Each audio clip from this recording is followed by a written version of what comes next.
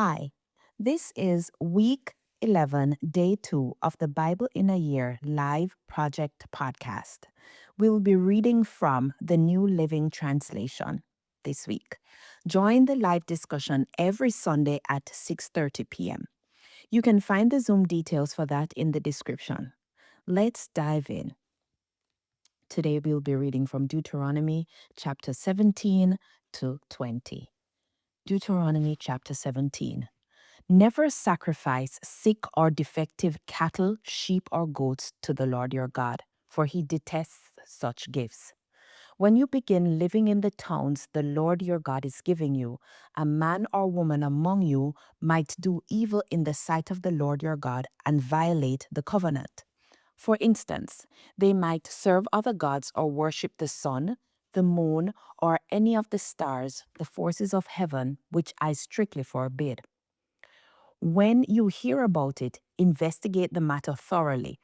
If it is true that this detestable thing has been done in Israel, then the man or woman who has committed such an evil act must be taken to the gates of the town and stoned to death.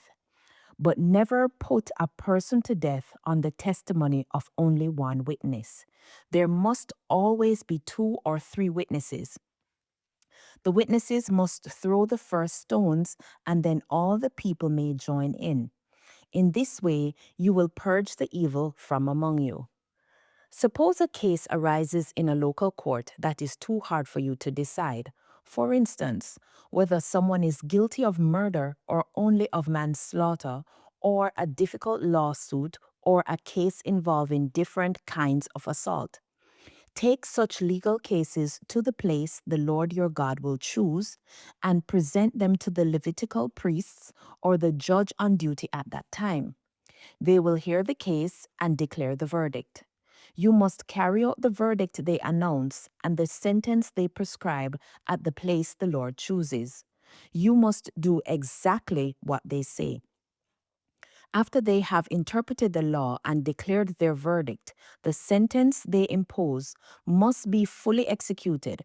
Do not modify it in any way. Anyone arrogant enough to reject the verdict of the judge or of the priest who represents the Lord your God must die. In this way, you will purge the evil from Israel. Then everyone else will hear about it and be afraid to act so arrogantly. Guidelines for a king. You are about to enter the land that the Lord your God is giving you. When you take it over and settle there, you may think, we should select a king to rule over us like the other nations around us. If this happens, be sure to select as king the man the Lord your God chooses. You must appoint a fellow Israelite. He may not be a foreigner. The king must not build up a large stable of horses for himself or send his people to Egypt to buy horses, for the Lord has told you, you must never return to Egypt. The king must not take many wives for himself, because they will turn his heart away from the Lord. And he must not accumulate large amounts of wealth in silver and gold for himself. When he sits on the throne as king, he must copy for himself this body of instruction on a scroll in the presence of the Levitical priests. He must always keep that copy with him and read it daily as long as he lives. That way, he will learn to fear the Lord his God by obeying all the terms of these instructions and decrees. This regular reading will prevent him from becoming proud and acting as if he is above his fellow citizens. It will also prevent him from turning away from these commands in the smallest way. And it will ensure that he and his descendants will reign for many generations in Israel. Deuteronomy chapter 18. Gifts for the priests and Levites.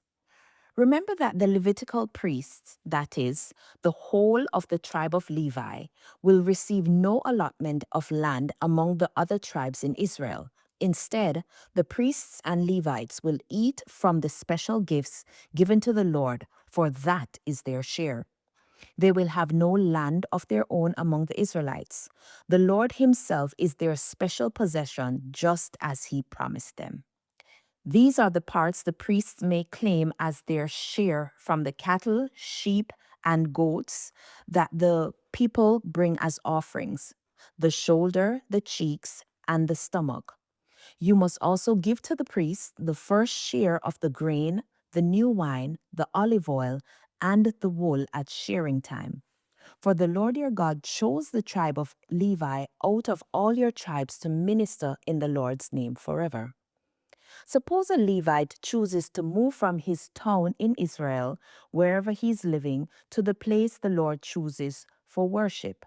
He may minister there in the name of the Lord his God, just like all his fellow Levites who are serving the Lord there. He may eat his share of the sacrifices and offerings, even if he also receives a support from his family. A call to holy living.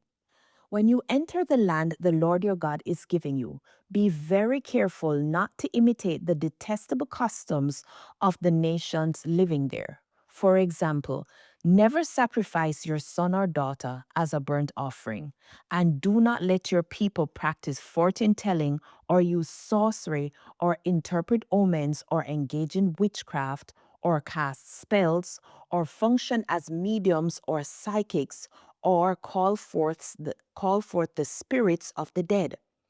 Anyone who does these things is detestable to the Lord. It is because the other nations have done these detestable things that the Lord your God will drive them out ahead of you. But you must be blameless before the Lord your God. The nations you are about to displace consult sorcerers and fortune tellers, but the Lord your God forbids you to do such things. True and false prophets. Moses continued, "The Lord your God will raise up for you a prophet like me from among your fellow Israelites. You must listen to him. For this is what you yourselves requested of the Lord your God when you were assembled at Mount Sinai. You said, 'Don't let us hear the voice of the Lord our God anymore or see this blazing fire, for we will die.' Then the Lord said to me, 'What they have said is right. I will raise up a prophet like you from among their fellow Israelites. I will put my words in his mouth, and he will tell the people everything I command him. I will personally deal with anyone who will not listen to the messages the prophet proclaims on my behalf. But any prophet who falsely claims to speak in my name or who speaks in the name of another God must die.' But you may wonder, how will we know whether or not a prophecy is from the Lord? If the prophet speaks in the Lord's name, but his prediction does not happen or come true, you will know that the Lord did not give that message. That prophet has spoken without my authority and need not be feared." Deuteronomy chapter 19, Cities of Refuge. When the Lord your God destroys the nations whose land he is giving you, you will take over their land and settle in their towns and homes. Then you must set apart 3 cities of refuge in the land the Lord your God is giving you.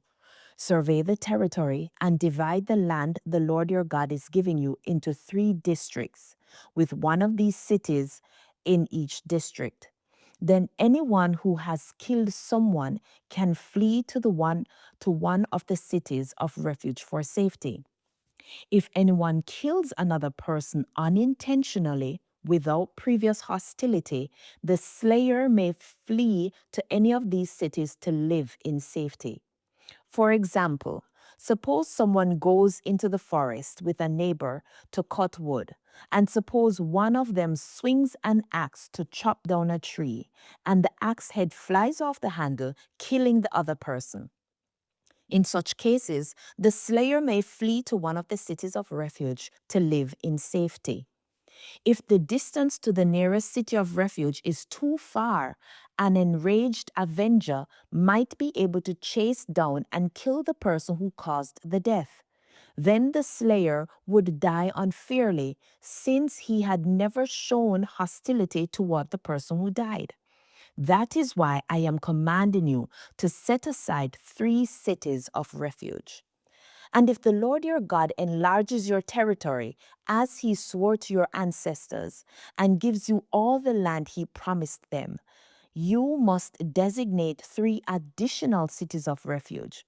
He will give you this land if you are careful to obey all the commands I have given you, if you always love the Lord your God and walk in his ways. That way, you will prevent the death of innocent people in the land the Lord your God is giving you as your special possession. You will not be held responsible for the death of innocent people. But suppose someone is hostile toward a neighbor and deliberately ambushes and murders him and then flees to one of the cities of refuge. In that case, the elders of the murderer's hometown must send agents to the city of refuge to bring him back and hand him over to the dead person's avenger to be put to death. Do not feel sorry for that murderer. Purge from Israel the guilt of murdering innocent people. Then all will go well with you. Concern for justice. When you arrive in the land the Lord your God is giving you as your special possession, you must never steal anyone's land by moving the boundary markers your ancestors set up to mark your property. You must not convict anyone of a crime on the testimony of only one witness. The facts of the case must be established by the testimony of 2 or 3 witnesses. If a malicious witness comes forward and accuses someone of a crime, then both the accuser and accused must appear before the Lord by coming to the priests and judges in office at that time. The judges must investigate the case thoroughly.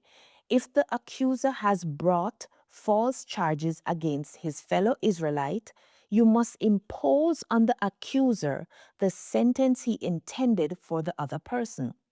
In this way, you will purge such evil from among you. Then the rest of the people who hear about it and be afraid to do such an evil thing. You must show no pity for the guilty. Your rule should be life for life, eye for eye, tooth for tooth, hand for hand, foot for foot. Deuteronomy chapter 20. Regulations concerning war. When you go out to fight your enemies and you face horses and chariots and an army greater than your own, do not be afraid. The Lord your God, who brought you out of the land of Egypt, is with you. When you prepare for battle, the priest must come forward to speak to the troops. He will say to them, "Listen to me, all you men of Israel. Do not be afraid as you go out to fight your enemies today. Do not lose heart or panic or tremble before them. For the Lord your God is going with you. He will fight for you against your enemies, and he will give you victory." Then the officers of the army must address the troops and say, "Has anyone here just built a new house, but not yet dedicated it? If so, you may go home. You might be killed in the battle, and someone else might dedicate your house. Has anyone here just planted a vineyard, but not yet eaten any of its fruits? If so, you may go home. You might die in battle, and someone else would eat the first fruit.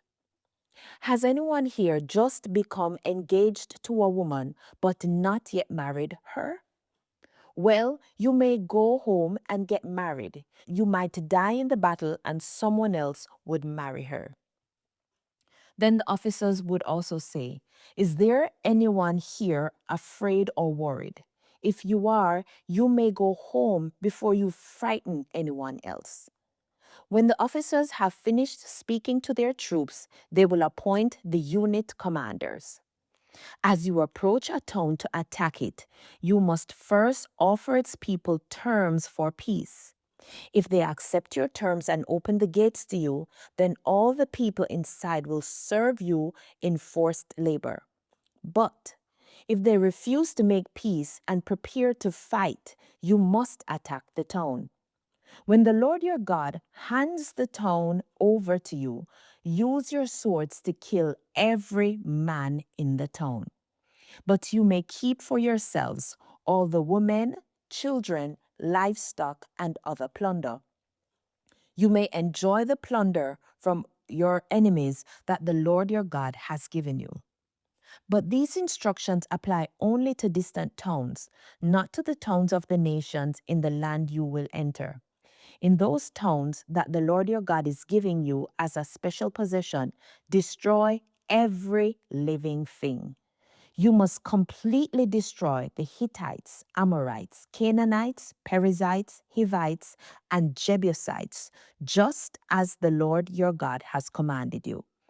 This will prevent the people of the land from teaching you to imitate their detestable customs in the worship of their gods, which would cause you to sin deeply against the Lord your God. When you are attacking a town and the war drags on, you must not cut down the trees with your axes. You may eat the fruit, but do not cut down the trees. Are the trees your enemies that you should attack them? You may only cut down trees that you know are not valuable for food. Use them to make equipment you need to attack the enemy town until it falls.